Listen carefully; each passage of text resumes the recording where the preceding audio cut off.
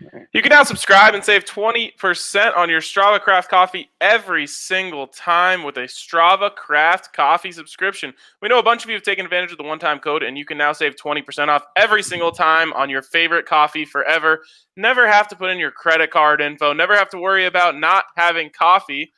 A struggle that I'm dealing with right now because I haven't done a great job of keeping up with my subscription to Strava Craft Coffee. So don't be like me. Don't just use the code DNVR20 when you go in there. Just use the subscription and get 20% off every single time. Every 2, 3, 4, 6, or 8 weeks, they'll send it to your door. You'll get that discount. It's fantastic. So check them out, Strava Craft Coffee. And if you just want to try it once, use the code DNVR20. That's Strava Craft Coffee. Try them today.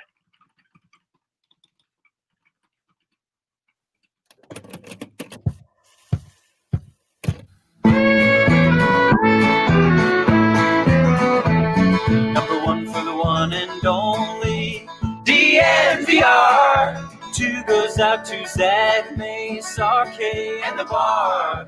3 for Mr. B in that old trophy case. Number 4 we're still waiting for. Well, bring on the chase. Out on the field, a mile high, Broncos win is our desire. Couple with a breakfast crew and a friend, bleed orange and blue to the bitter end. Come and join us at DNVR. We are DNVR. Welcome into the DNVR Broncos podcast presented by MSU Denver Online. What are you doing this spring? Well, you should be taking classes over at MSU Denver if you want to get that education furthered while you work full-time hours.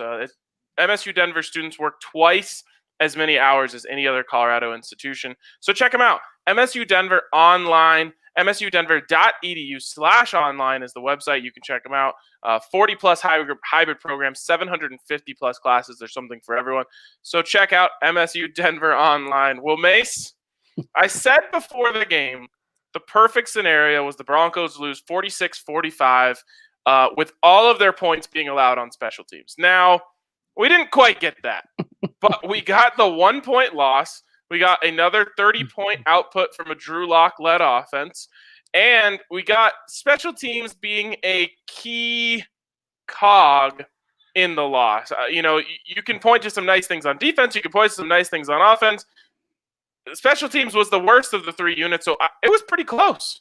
Yeah, pretty close. I mean, the game never fails to throw some new wrinkles at you, right? And I think today's new wrinkle is Brandon McManus missing 2 field goals in the same game from beyond 60 yards. This 63-yarder blocked, a 70-yarder blocked, and then, oh, by the way, a 56-yarder wide left. Not McManus's best day, but of course, you can't expect him to hit the 70 and 63-yarder. But yeah, that Josh Watson with that penalty on the kickoff return.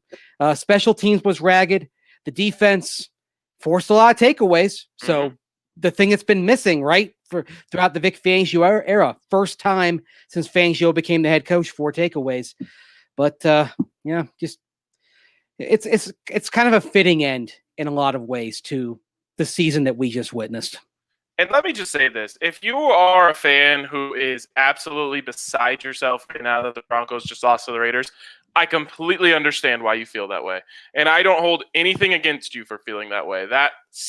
Losing the Raiders sucks, like anytime. I totally understand that. It's just not the mood I'm in. The Broncos improved their draft position by three spots with that loss. They go from 12 to 9. Jerry Jeudy had a revenge game of sorts. He ends up going over on his season total at DraftKings Sportsbook by over 100 yards. He covered it by. Big catch from him. Big plays and big moments from Drew Lock. Drew Lock leads them into a chance. You'd love to see one more completion there at the end, but Drew Lock obviously plays well. And while it sucks that they blew it at the end, just because you'd like to see a team finish football games that they should be winning, in the end, I think it kind of worked out perfectly for the Broncos today. Yeah. What do you ask in a meaningless game And that's what it was, a meaningless game. Frankly, you ask for entertainment. You ask for glimmers of hope. You even ask for some young guys to get some more reps. And by virtue of Graham Glasgow aggravating his shoulder injury, we saw a little longer run for Netani Muti in this game. And by the way, Muti with a nice hustle play to bring down Henry Ruggs after the blocked field goal at the end of the first half when McManus tried to from 70 yards out. Saw Austin Schlottman get some work as well. Tyree Cleveland with a nice game today, especially on third downs. He, not just the catches, but he drew a couple of pass interference penalties. And so you got some good promise there. You also, and let's face it, you got to look at Parnell Motley, who I don't think is going to necessarily be in the plans. And maybe after that, you're saying, yeah, we got to fortify the depth of cornerback a little bit. Draymond Jones had a nice game on the defensive line. So you saw some good things from some young players, mainly depth pieces, but some things that you can not hang your hat on, but at least feel pretty good about, even if the result wasn't what you want on the scoreboard. Yeah, and let's go through Drew Lock's game here, Mace, because the stats are very much in his favor. 25 of 41, 339 passing yards. I believe that's a career high for him. And 2 touchdowns, 0 interceptions, a 103.6 rating, which is close to his best of the season. And I felt like he was in control, making plays. Not, any terrible decisions, I don't think, from Drew Lock on the day. Really, one of his best games. Definitely one of his best games of the season. Probably one of the best games of his career. Yeah, it's just the third time on passer rating that he's been over 100. Not as spectacular as what he did against Houston in 2019 and against Carolina 3 weeks ago, but still a good, solid game. Taking what's there. It was pointed out a few times on the broadcast that he was kind of managing the game effectively, that he wasn't trying to force it. He took what the Raiders were giving him, had some nice throws, stepped up in the pocket. I think he's cured himself of the dalliance with the Simeon drift that he had earlier in his career. There was that play to Deshaun Hamilton that jumps out in particular, where he steps up, gets to the left side. Good job keeping that play alive. Also a good job feeling the rushers around him. And then a strike to Deshaun Hamilton, and does so going to the left, which has been a little bit of a problem for Drew Lock at times. He's more effective going to his right than his left, but it's a solid game. He did what he needed to do.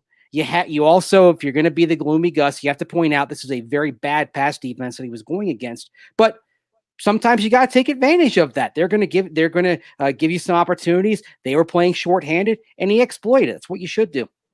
Yeah, absolutely. I think, for a long time now, it feels like the Broncos haven't done that in games. Yeah. Where you look at the other team and you say, oh, man, they're missing this guy, that guy, the other guy. It should be open out there, and then it just doesn't end up being open.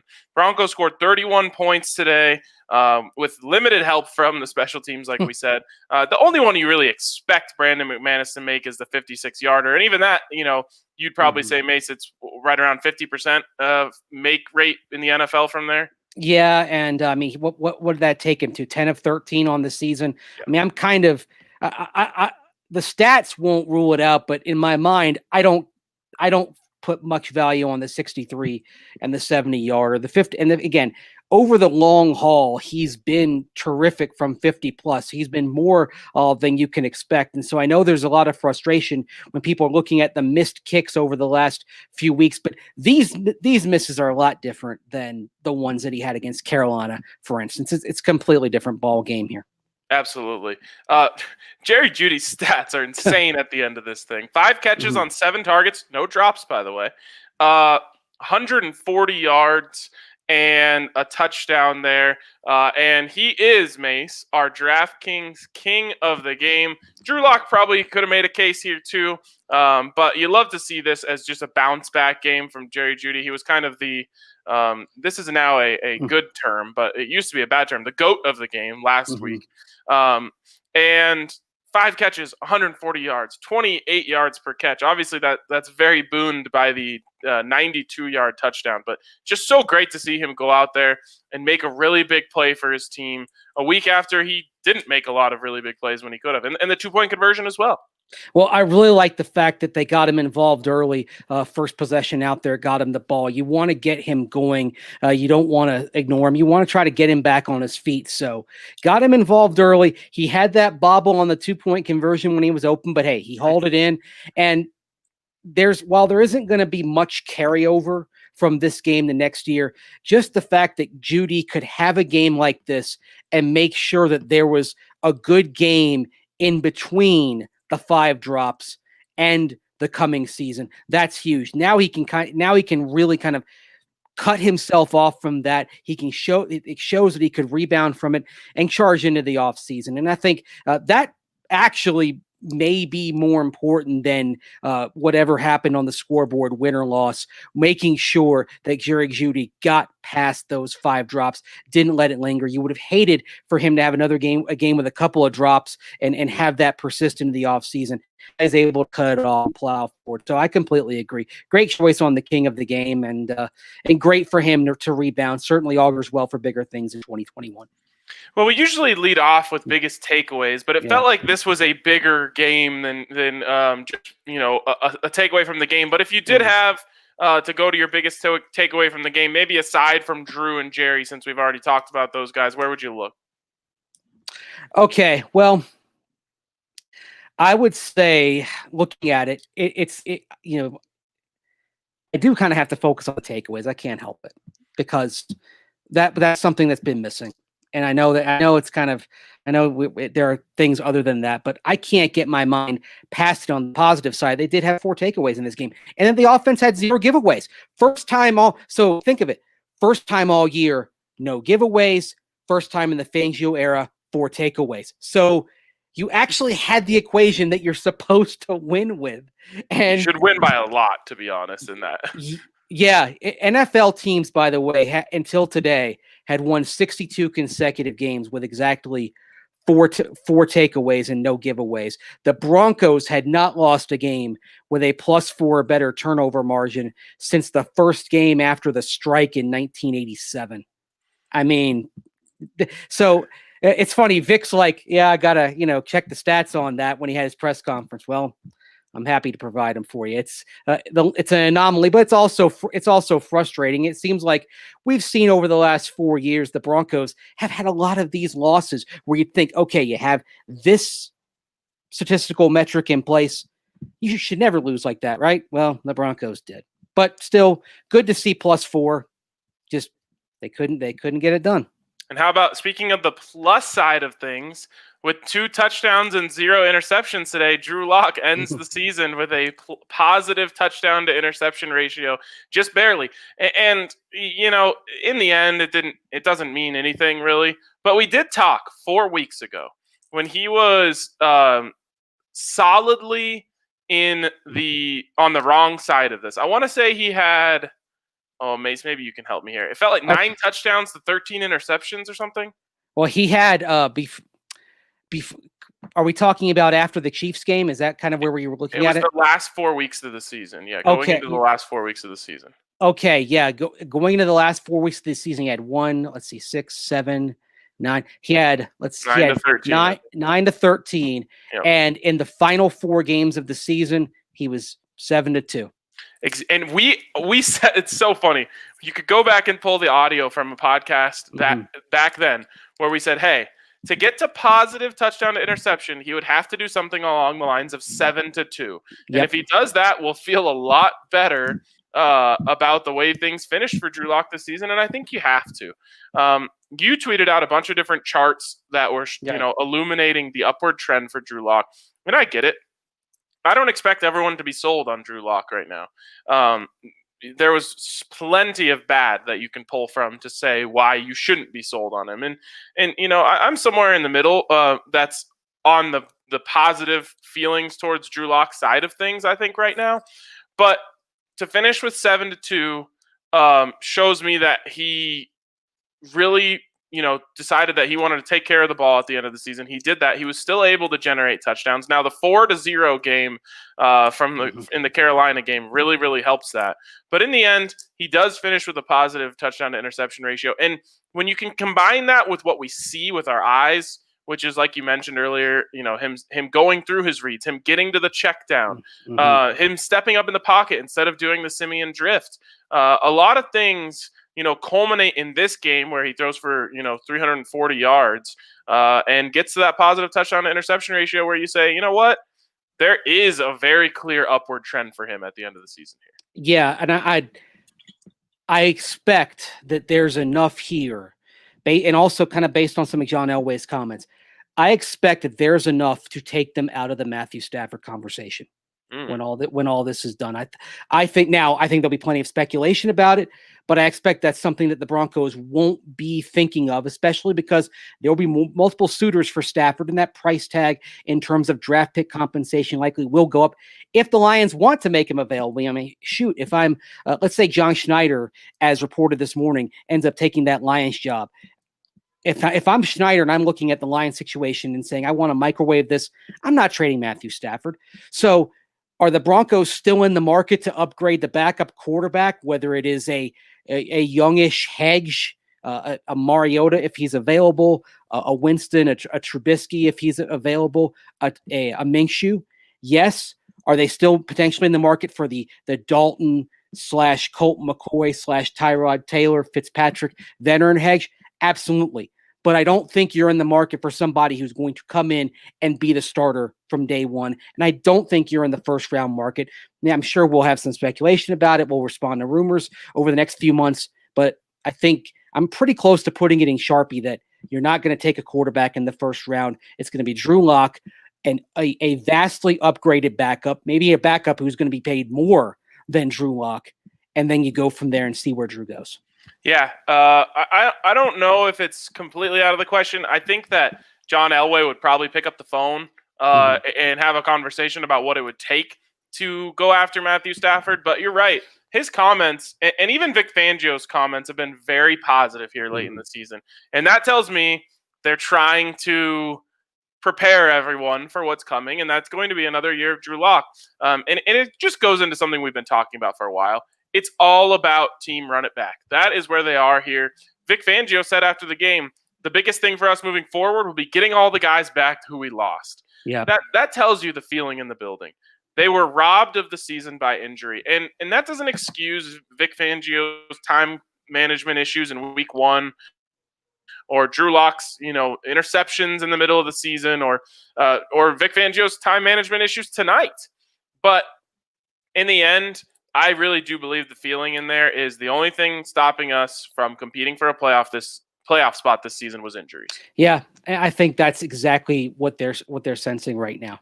That if you get better health. Now, that being said, you're not going to have perfect health unless you have an anomaly of a year. You're going to have some guys get hurt, but maybe it's just a normal rate of injuries rather than this waterfall, this Niagara Falls flow of injuries. And also you have to throw in suspension / absence because you lost AJ Boye there at the end. I mean, if Boye's out there today, for example, I don't think the game is close. The Raiders clearly exploited the Broncos' issues at cornerback, and just having Callahan or Boye today would have made a heck of a lot of difference. So Juwan James opting out, you expect him back, and you really, one of the things that gives me a lot of hope for next year is the state of the offensive line, because we saw Koenigsberg get better down the stretch. We saw Dalton Reisner overcome some shakiness and play better down the stretch. Garrett Bowles, we've discussed him plenty of times. Muti looks like at minimum he can be a good swing backup, maybe stepping in and playing if need be. And then you put James in there at right tackle. You've got a wall that should protect Drew Lock. You get Cortland Sutton back. You have pass catchers that give him a diverse array of targets. By the way, interesting stat on the pass catchers. The Broncos had a different guy lead in receptions, receiving yards, and receiving touchdowns. Patrick led in receiving touchdowns. Jeudy led in receiving yards. Noah Fant led in receptions, which tells you that you're developing a nice, diverse array of targets. And then, oh, by the way, you have KJ Hamler and his speed. And then you throw Albert Okwuegbunam back in there. And then, of course, Cortland Sutton as the wide receiver one. You look at the line, you look at the targets, and you look at having another year with Pat Shurmur, and I expect that the Broncos will run it back with Shurmur. it's very much in the okay. No excuses here. Right down to also the fact that you got a fourth place schedule, and while drawing the AFC North is tough, you're also drawing the NFC East. Yes, and of course you get the Jaguars and the Jets now. The Jags will have Trevor Lawrence. We expect that. I mean, I'm hoping for that in week 1 because I want a week 1 game that really gets us excited. That would be exciting.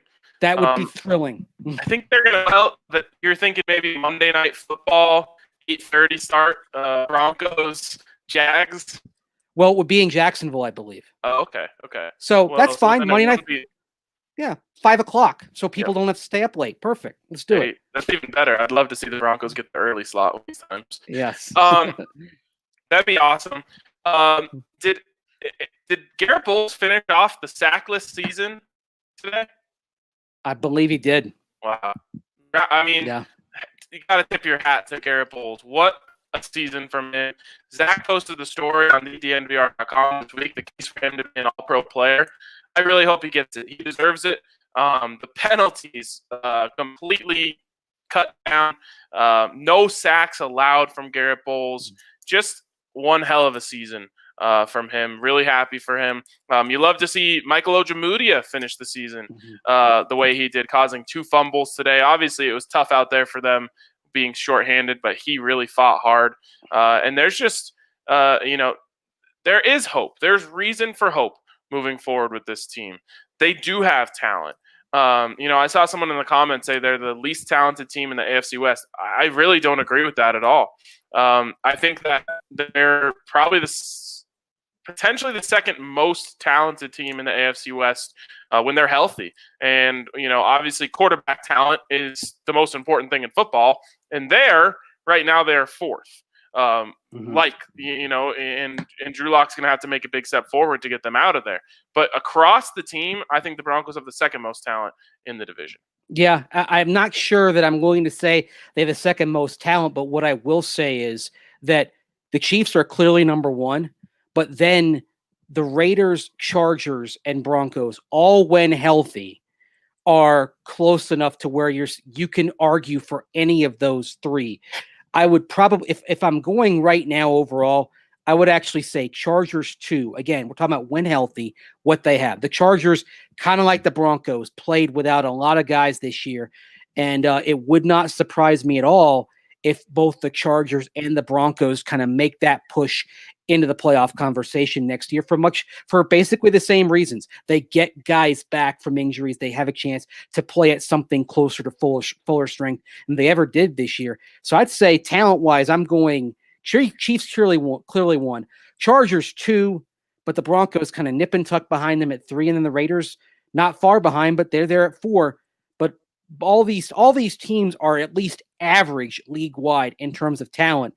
The records didn't reflect that for the Chargers and the Broncos this year. I expect they'll reflect that next year. Yeah, and the Chargers ended up winning 4 straight to finish the season. So they're going to be feeling great about that. And guess what? Because they won 4 straight, one of them was against the Broncos. That meant 4th place for the Broncos. That's at 6-10.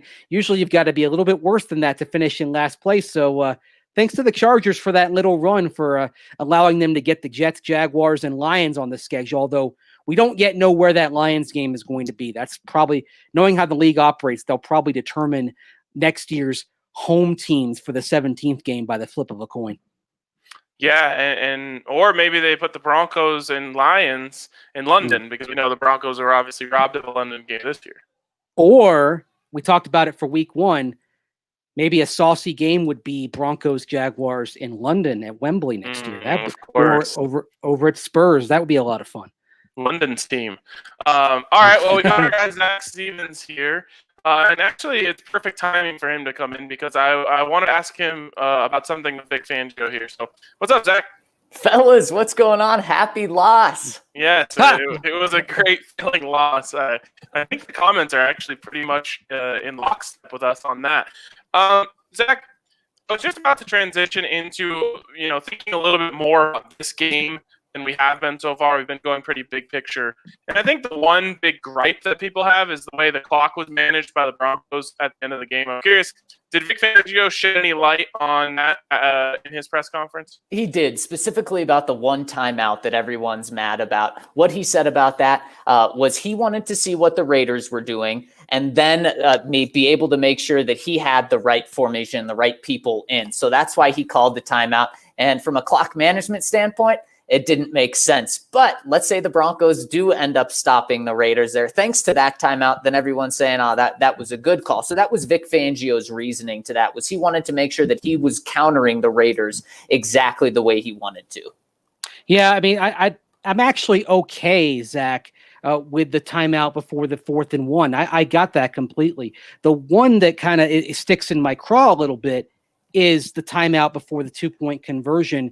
And I know he said he wanted to make sure they had the right personnel, but the Raiders looked to be in total disarray at that moment. Yeah. And that's where I think you just kind of say, okay, let's stick this in the back pocket. Maybe at minimum we get a delayed game penalty out of this because they don't have a timeout. They can't stop it. Yeah, and then I mean, what did you need later in the game? You needed a timeout if you had one, and so that comes back to bite you. And look, we start the season talking about this, Mace.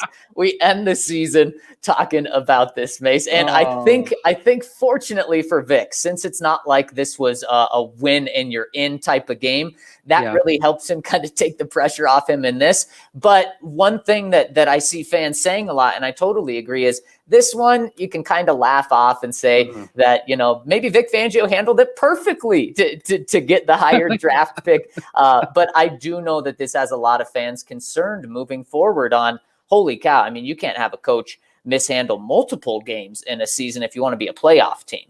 I think that's a great point. And one thing we were discussing earlier, Jerry Jeudy was our king of the game.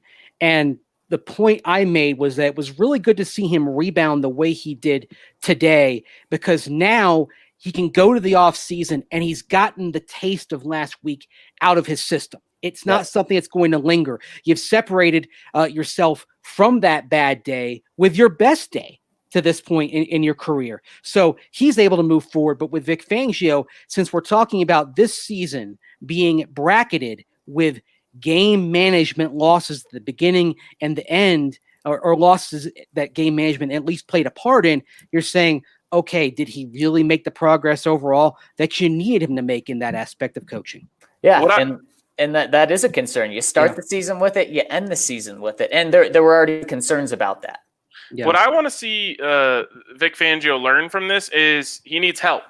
And I want to see him go out there and hire someone to handle this for him in the future. I want to see more analytics in the organization. I want to see them say, you know what, you can learn a lot on the fly, and I hope just what they learned is we need help here. Well, and you know what? I love working with you guys, but I would never go back to work for the Broncos in digital media. But if they wanted me to handle their game management, I'll volunteer and I'll work pretty cheap too. Well, they should have a pretty big budget for that. And since we're talking about it, guys, John Gruden after the game talking about that 2-point conversion, he says that they changed their mind 3 times on the 2-point conversion. And he said, fortunately, the Broncos used their timeout. And Josh Jacobs after the game said, we would have been scrambling if the Broncos didn't use their timeout. So, I mean, you do what your opponent doesn't want you to do. And in this case, the Broncos did what their opponent wanted them to do. Hey, but that's okay. Because, last year, it must have been mentioned 100 times, Shelby Harris cost Broncos 5 draft slots. Well, it ended up being okay for them then. But who knows who they might have missed out on this year if they fell from 9 to 12. 9 to 12 is going to be a hot area because we'll see how many quarterbacks go early. A lot of the top talent, I believe, will still be on the board. You're probably going to get I would say you're probably going to get a top 5 non-quarterback there at number 9. And, people are – I personally am starting to fall in love with Patrick Surtain out there at Alabama. He's a guy who you could probably have him at 9. You might even be able to move back a little bit and get him.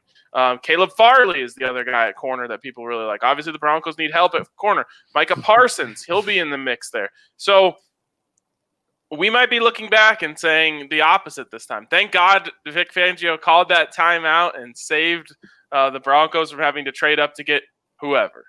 And thank you, John Gruden, for going for 2, especially the way that it played out. Because, guys, I believe this was an ideal turnout for the Broncos. They score 31 points. Drew Lock doesn't have a turnover for the first game since week 1. He looks good. The young offense looks good. And they lose because of just, the defense kind of falling apart. But then you look at what Vic Fangio said after the game. He said he views there's 12 starters on defense because he views the nickel as a starter. And he said in this game, we were without 8 of our 12 starters. So then it's easy to say, okay, well, there you go. They get some of those guys back next year, and then they shouldn't be giving up 32 points to the Raiders. And you can convince yourself that this loss was without a doubt the best thing that the Broncos could have had happen in the fashion it had happened.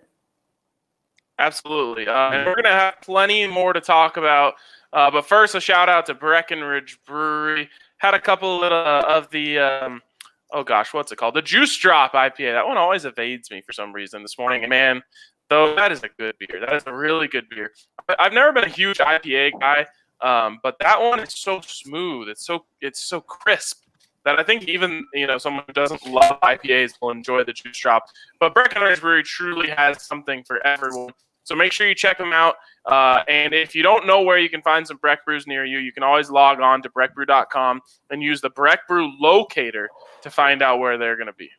And make sure to check out our friends Mike and Virginia Chevalier over at Chevalier Mortgage. Not only are they diehard Broncos fans and proud CSU alums, Ryan, say it with me, go Rams. No, you're not going to. Okay. But they've supported DNVR for a long time as DNVR members. They're a husband-wife team with over 15 years of financial services experiences. And so visit them at DNVRmortgage.com and enter to win a free DNVR shirt or hat of your choice when you do. And most importantly, get set up with a free consultation to discuss all of your options. And if you're curious about the rates out there to refinance, well, give them a call because the rates are as good as you think. And Mike and Virginia will look at your entire financial picture in order to get you the best rate and loan for you. So check them out at DNVRmortgage.com. Get set up with that free consultation and also enter in for a chance to win a free DNVR shirt or hat when you do. Michael Chevalier, NMLS 1931006. Virginia Chevalier, NMLS 1910631.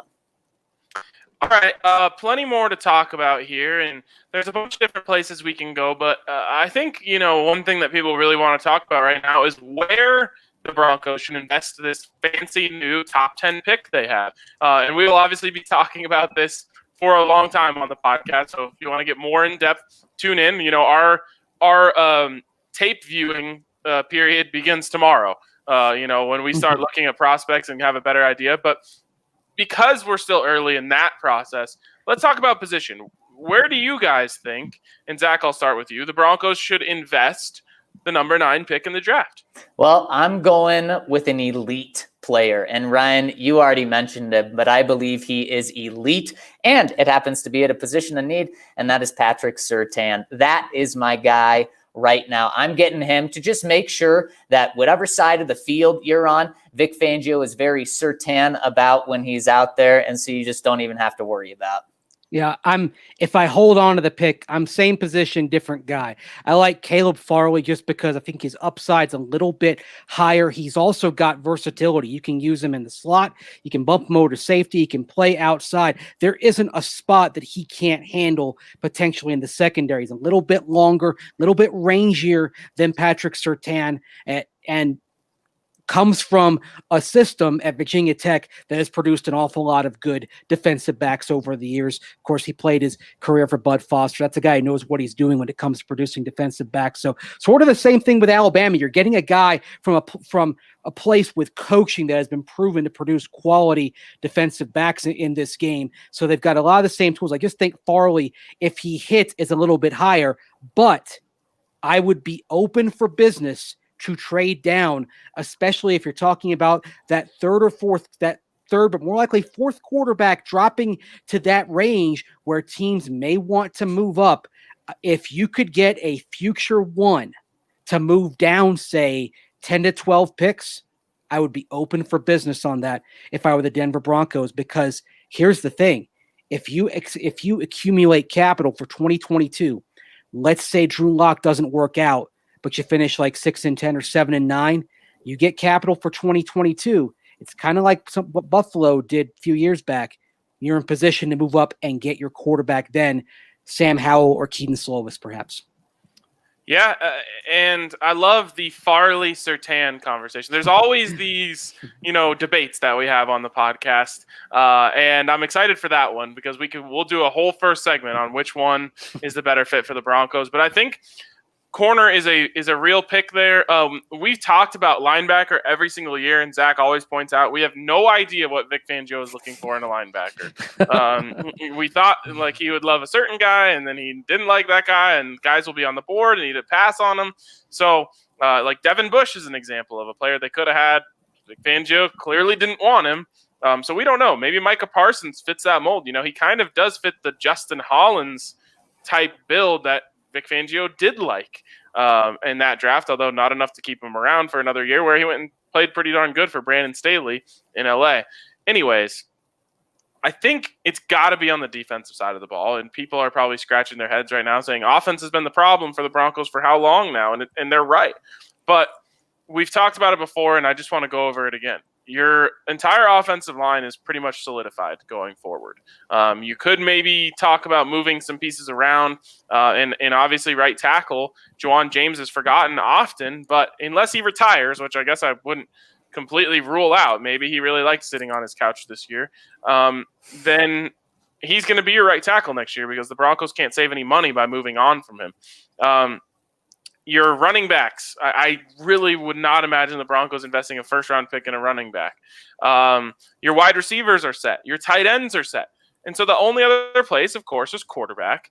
And I just, you can debate whether Drew Lock is the guy till the cows come home. I just don't think the Broncos are drafting a first-round quarterback. I really don't.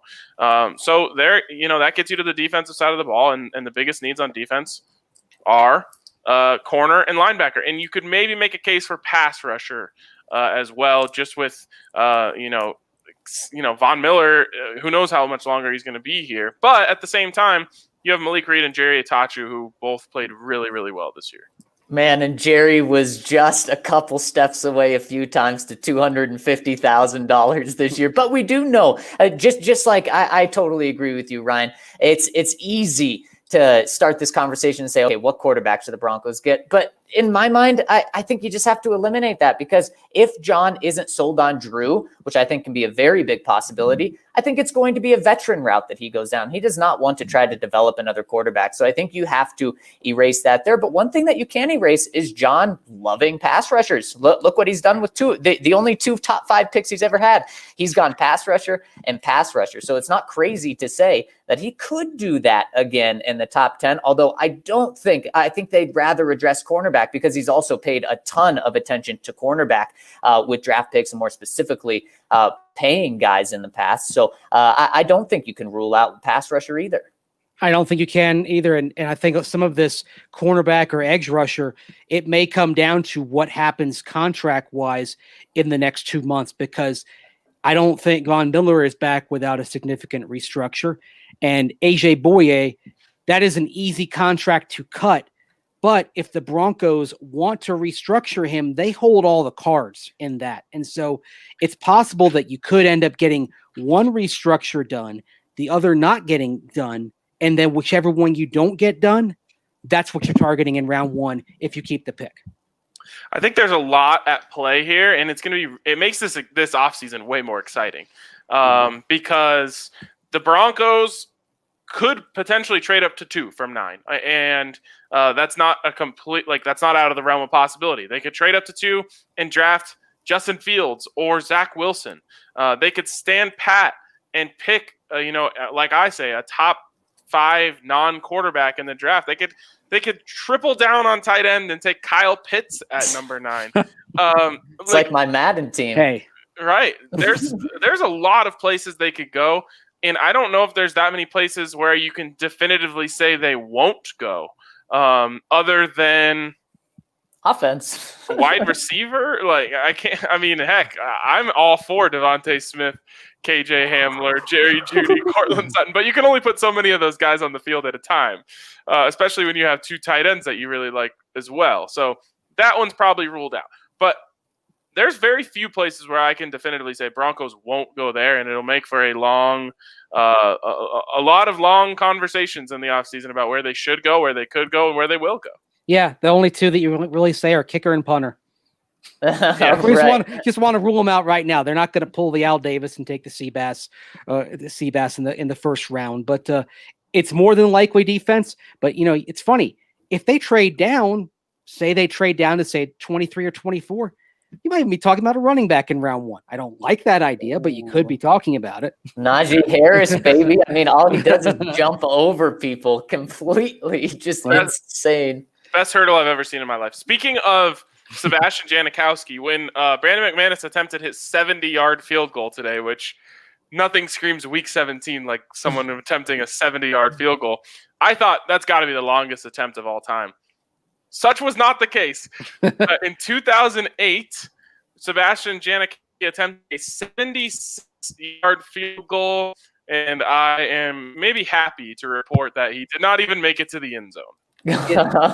I'll never forget it because I was in the press box in Charlotte after an early game when that happened, and the entire press corps laughed when they saw Janikowski going out there to attempt that kick. It's one of the funniest things I've ever seen in a game. They go to like the back view, right, from behind the field goal, and he just looks so far away. Incredible. Guys, don't you think that Vic letting McManus try this one today? Now, anytime in the future, Vic can say, "No, I let you try a long one already. You're staying on the side, and you can't complain."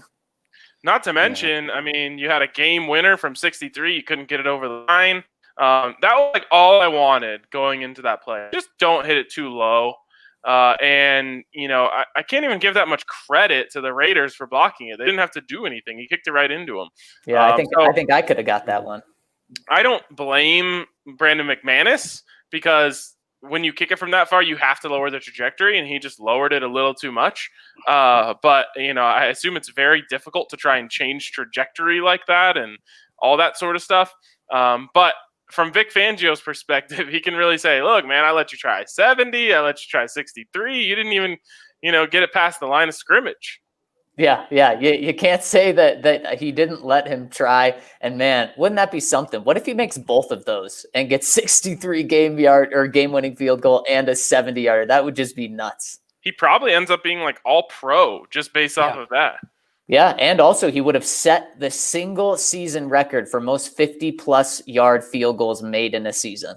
Well, and he certainly had the leg on the field goal to set that record, the 56-yarder, which is the only one that I'm really blaming him for. Because if he makes that one, then the Broncos probably win the game. And does this solidify the future for Tom McMahon? Probably, the biggest name that's in question going forward. Yeah, he gone. Yeah, he's a good dude, but man, it hurts when we talk to him on Thursday, I believe, that he takes credit for all of the bad things that happen. And Vic was asked kind of a question of when do you make these decisions moving forward? And he said, we'll work here the next few days, then the building's closing down for a couple of weeks, and then we'll come back. So he didn't really say if it was going to be in the next few days or if he's going to take a similar route that he did last year with Rich Scangarello and kind of sleep on it for 2 straight weeks is how long it took for him to make a decision there. So if we don't hear of a change made in the next 24, 48 hours, it could still come. I humbly request that they do not fire anyone in the middle of a playoff game. Please, no. And didn't the firing come pretty much at the time the Chiefs started to come back last year? Yes. Yep, because you're looking down, you're tweeting, you're doing all this stuff, and you look up and like the whole lead is erased, and you're like, what is going on here? I mean, I was on my way to a plane. I was headed to the Shrine game. I was in the car when it broke down. I mean, that couldn't have been at a worse time. So let's just if it's gonna happen, let's just get out of the way now. Like most coach moves happen. I remember when Vance Joseph gutted a good portion of his staff after the 2017 season. It happened within 24 hours of the end of the year. So let's just, if there are any moves to make, get them done now. Besides that, I can't really see any changes unless you have some of the older coaches retiring. But Bill Kolar still is the best at what he does. I don't want him to retire. I hope he sticks with it and stays and coaches until he drops if he wants to. He's that good on the D-line. Well, if you want an opportunity to be able to misjudge your trajectory and distance, go download the WGT app via DNVRGolf.com, where you'll get to mess around with your trajectory, your distance, all that good stuff, just like your Brandon McManus trying to kick a 70-yard field goal. Hopefully you'll have more success. And when you get there, go to the DNVR 4 Country Club and become one of the almost 1,000 members of the DNVR family who are playing WGT. It's a hell of a lot of fun. I'm playing every week in these tournaments. We have weekly tournaments in each country club that all kind of come together. You have an opportunity to place on the leaderboard, but every time you play, you're entered to win a prize. So it's a ton of fun. So check out WGT. And if you don't want to mess around with your teeth, which I would suggest not gambling with the trajectory of your teeth, make sure to check out our friends over at Green Mountain Dental. We've had several DNVR listeners switch over to Green Mountain Dental over the years, and they tell us the exact same thing, that they treat them like family. In fact, our sales director, Lindsay, had her wisdom teeth removed at Green Mountain Dental earlier this year, and the dentist personally called her a few days later to check up on her. That is treating your customers like family. And when you schedule a cleaning, x-ray, and exam, Green Mountain Dental will hand over a free Sonicare toothbrush. You get the best toothbrush out there for free if you just take care of the trajectory of your teeth. So make sure to check them out. They're only a 15-minute drive away from downtown Denver. Make sure to tell them that we sent you as well. So check out Green Mountain Dental, schedule that cleaning, x-ray, and exam, and receive a free Sonicare toothbrush. And quickly to the commenter who is notably coming in from Facebook to talk about how Zach is wearing a mask by himself. Well, Zach is at the stadium, so he has to wear a mask. It's the rules. Yes, exactly. Coming to you live from the stadium, the first game here in 2021. Yes, and the last game, of course, of the season. Zach, we did not get your take on Drew Lock's performance. How are you feeling about Drew? Well, today Drew looked extremely comfortable, and he did everything that you wanted him to do in terms of a play-by-play. When the play wasn't there, he tucked the ball and ran, and he just looked comfortable, guys. And this is what you want to see a quarterback look like, comfortable. We haven't seen that a lot this year, and the most important thing to me is 0 turnovers. For the first time since week 1, Drew Lock did not have a single turnover, whether it was a pick, whether it was a fumble, and there really wasn't any dropped interceptions, which we've seen multiple times this season where there's, a couple of dropped interceptions that could have been an even worse game for him. We did not see that from him. He had the 60% completion, over 300 yards, 2 touchdowns, no picks. All of the numbers check out. I think the eye test checked out as well. So again, if John wants to stick with him, this game gave him plenty of momentum just to say, well, he's progressing going forward. Now, when you take a step back and look at Drew, if you look around at this team and say, okay, where do we need to improve on? Quarterback is clearly the biggest thing that you point to. And of course, turnovers and takeaways, but quarterbacks in that as well. So if John wants to go a different direction, which I do not believe would be a rookie, because I think John would understandably realize that if we're going rookie, we're probably going to get a lot more turnovers, just like Drew had this year. I think it'd be a veteran. And he would say the reason for that is if I think this is a playoff team, if you get a guy that's going to control the ball. So really, we leave this game on a positive feeling with Drew Lock. And John can really take this and run whichever direction he wants.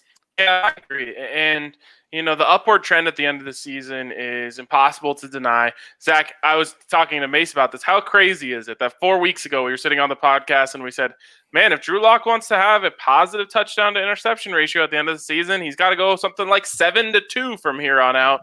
He did exactly that when 7-2 finishes with 16-15. Not good enough at all. Terrible. It's unacceptable, the line. Now, the 7-2 in the last quarter of the season, that is exactly what you're looking for moving forward. So you're right. You can take this whatever way you want, and trust me, Twitter will be doing that for months and months and months and months until we finally get to see these guys on the field again next season. But it's a really interesting way to end this season, and I think Drew can be really proud of the progress he made in this last little quadrant. I really believe he's one step away from being a good NFL quarterback. Now, the Broncos need great, and so the question internally is, can he get to great?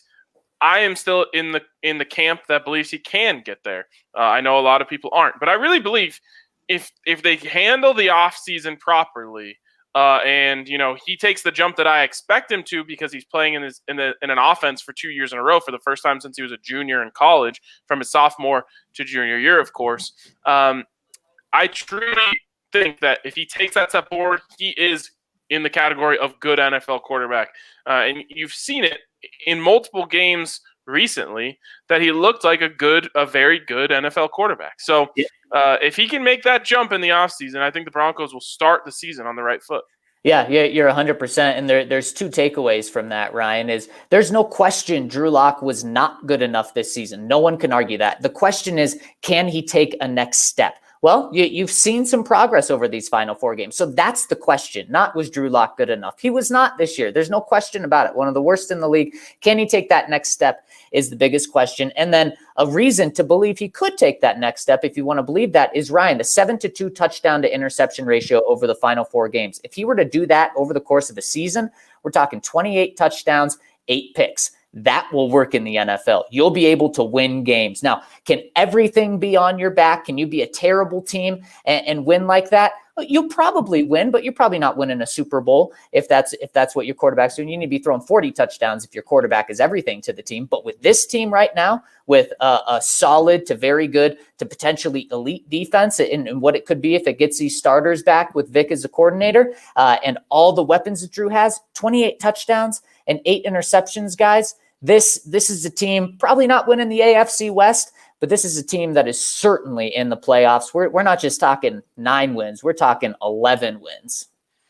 Yeah, I mean, the ceiling was there this year, and unfortunately, we never got to see what this team's ceiling was going to be. We never even got to see anything close to it, because before the season even got off the ground, they were without their best offensive player and their best defensive player, arguably, I guess, in Cortland Sutton and Von Miller. And then obviously it just evolved from there. No right tackle, no corners for a part of the season, no defensive line for a part of the season. A game with 0 quarterbacks on the roster. I mean, you go through it, it's absurd, the things that the Broncos had to deal with this year. But moving forward, there's definitely reason for hope for Broncos fans. Now, I think for lack of a better term, the Drew Lock haters are going to have a tough offseason for their hopes, because you're going to have to believe in Drew Lock if you think this team is going to be anything next year, most likely. Now, would I be shocked if they trade for Matt Stafford and go from there? No, I would not. But I think what's going to happen is eventually, when all the chips fall, the Broncos will be moving forward with Drew Lock. And so, if you believe in Drew Lock being a good NFL quarterback and potential to take another step forward next year, then you believe in the Broncos. If you don't, well, then you're going to have a hard time getting there. But for the most part, you have to feel good about the roster, and you're going to feel great about the schedule when you see that. And it's going to be very interesting when the Broncos bring in a hedge. Let's say it's not a first-round quarterback. Let's say it's not Matthew Stafford, because neither of those would be hedges. Those would be the guy. Let's say it's a hedge, and Mace loves to throw out the names. I think we're going to easily see who believes in Drew Lock, who doesn't. I think the people that believe in Drew Lock are going to say Drew Lock's going to win the job in training camp. The people that don't believe in Drew are going to say that the hedge is going to win the job in training camp, because that's just how polarizing it is. If you believe in Drew Lock, then you think that he's going to beat out a hedge quarterback. If you don't believe in Drew Lock, then you think anyone the Broncos bring in is going to beat him out. So just listen to this, and a lot can change over the course of an offseason, but just tell me how this schedule makes you feel. Obviously, you got 2 with the Chargers, Chiefs, and Raiders.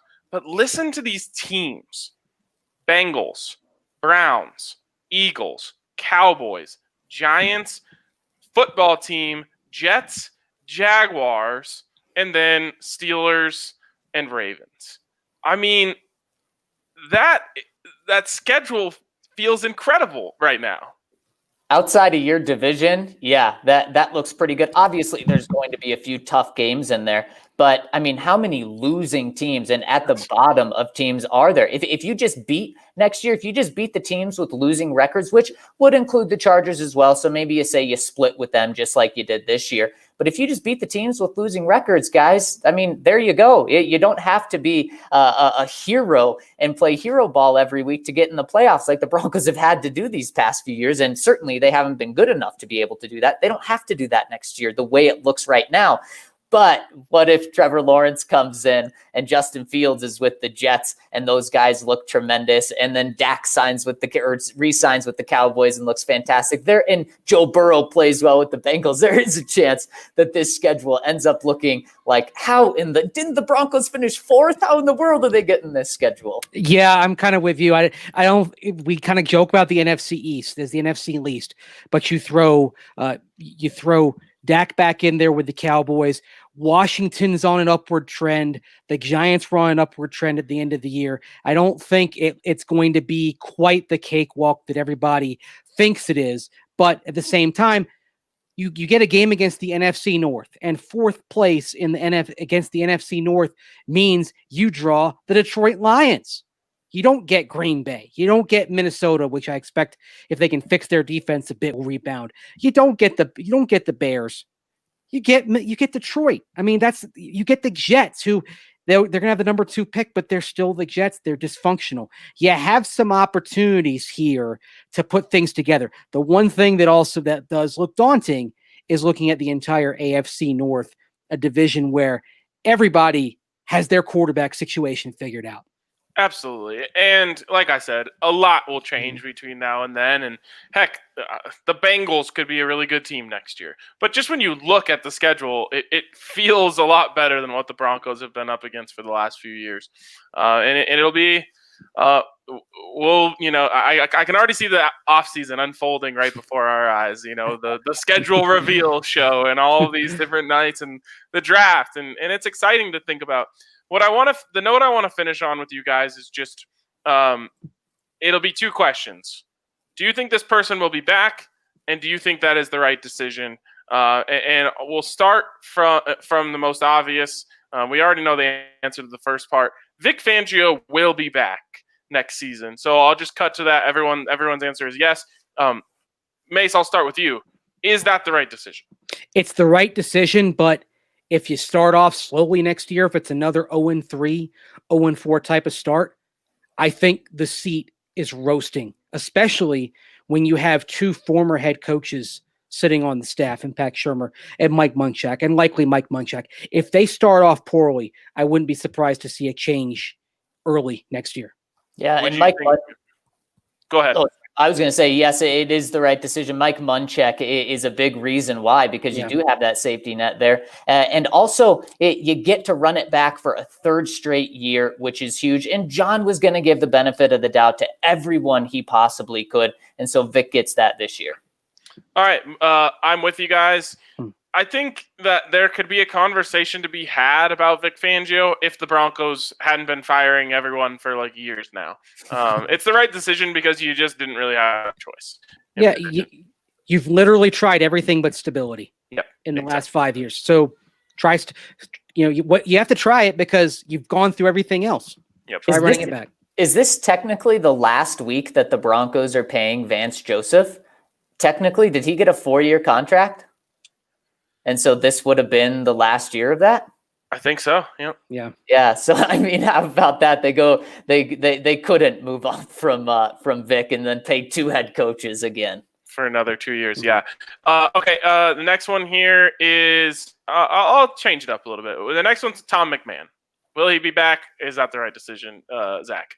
I don't think he'll be back, and it probably is the right decision, man. You saw some hope for Tom McMahon a couple of weeks ago with there being positive movement going forward with the special teams unit, but they've kind of fallen apart the past few weeks. And I hate to use the word scapegoat, but that's what he's going to be. I don't really see the Broncos keeping everything the same coming off a 5-11 season. So he's going to be the guy that's out, and they have enough justification to do it.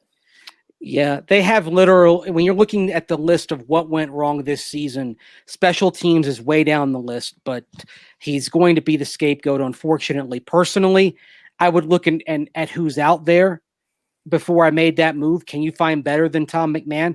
Like if you told me that Jody Camillus was going to be let go in Jacksonville and wanted to come back to Denver, I'd be okay with that. But if you can't get a coach like that, I'd run it back with Tom. All right. And then the next one here is Pat Shurmur. Mace.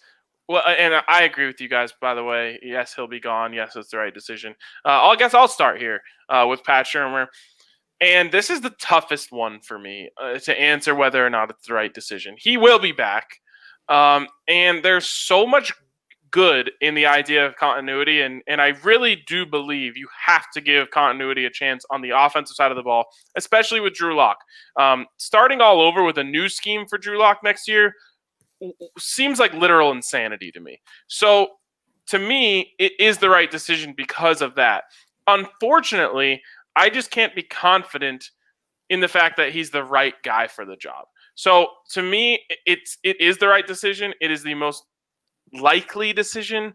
And I feel uneasy about it all at the same time because I'm not very confident in Pat Shurmur.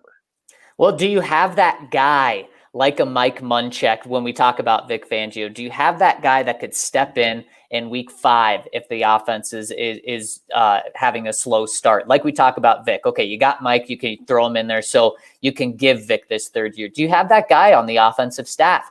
And I don't think Mike Munchak is that guy. I don't think he's an offensive coordinator. I think we've seen it throughout his career. He's either the best offensive line coach in the NFL or he's an NFL head coach. So I'm not sure you point to Mike Munchak with that. And that's something that would make you feel a little better.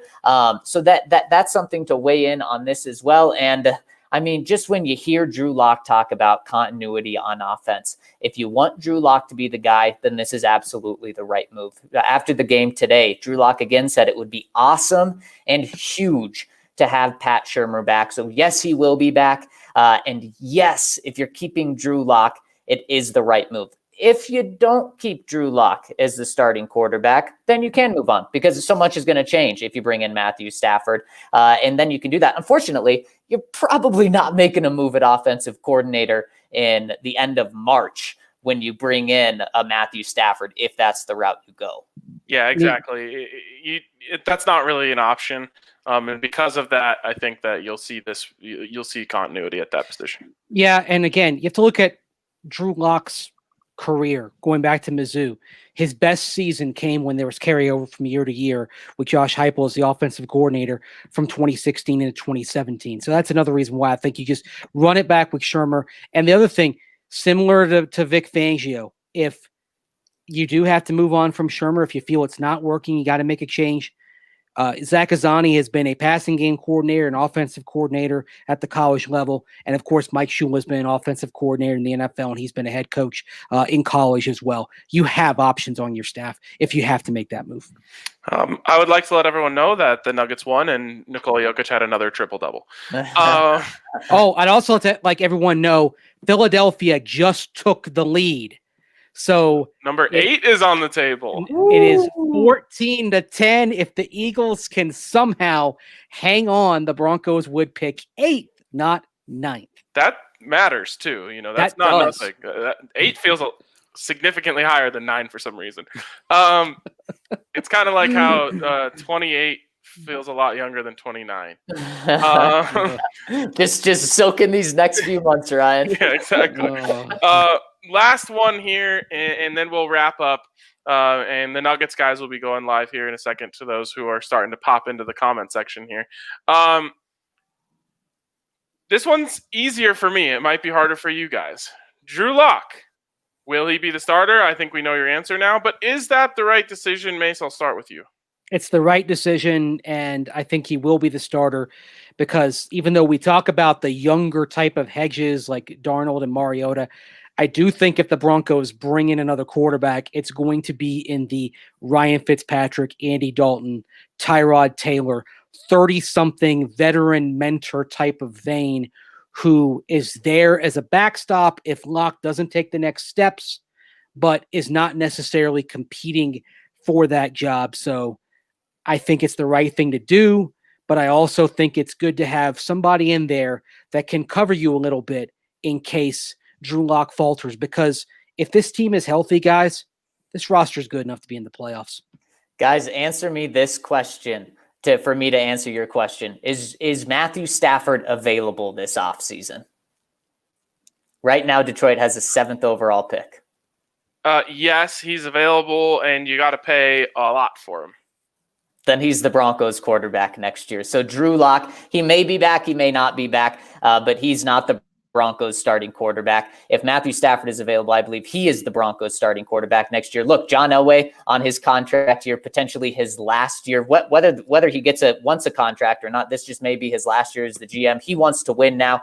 He still may think that it's going to be some time with Drew, because Ryan, you said that next step is for Drew to be good, and then the step after that is to be great. John may say, I want the guy that doesn't have to take that next step to be good right now and has the potential to be a little better than that as well. So if Matthew Stafford is available, he's the quarterback for the Broncos next year. And is that the right thing? It's probably the win now move, because I do believe Matthew Stafford is a better quarterback than Drew Lock. But man, I mean, you're never going to be able to find, it's going to be hard, I should say, for you to find a quarterback for 15 years if you're not willing to develop them.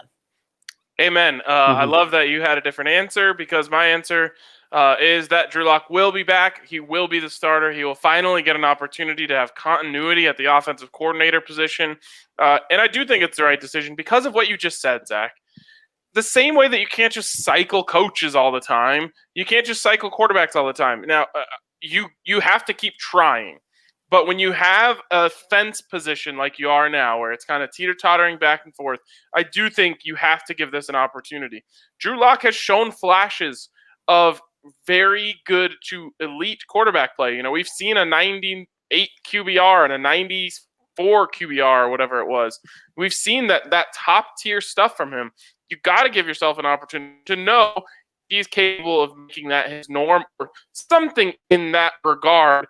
His norm. He clearly has the tools. He checks off all the boxes off the field. He's a leader. The people that are around him all really like him and are all rooting for him hard. And you go through all of that. I think you just have to give him an opportunity, and I do believe that is the right move for the Denver Broncos. All right. Before we get out of here, another shout out to MSU Denver Online. msudenver.edu/online is where you can check them out.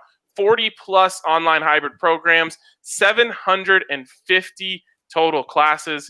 There's something for everyone at MSU Denver. So if you want to further your education in any area, and maybe they have a class on, ball control that Drew Lock could visit in this offseason to help him, get to that next step as a quarterback. Yes, Mace? We need a class on game management, right? Class on game management for Vic Fangio. There's plenty of options. You're never too old to learn. That's something with MSU Denver. There are senior citizens that are at MSU Denver taking classes right now. You're never too old to learn something new. There it is. msudenver.edu/online to scope out all they have to offer. That's going to do it for us. Everyone, enjoy the Nuggets post game coming up here in a second. And we'll talk to you tomorrow morning live here on the DNVR Broncos podcast.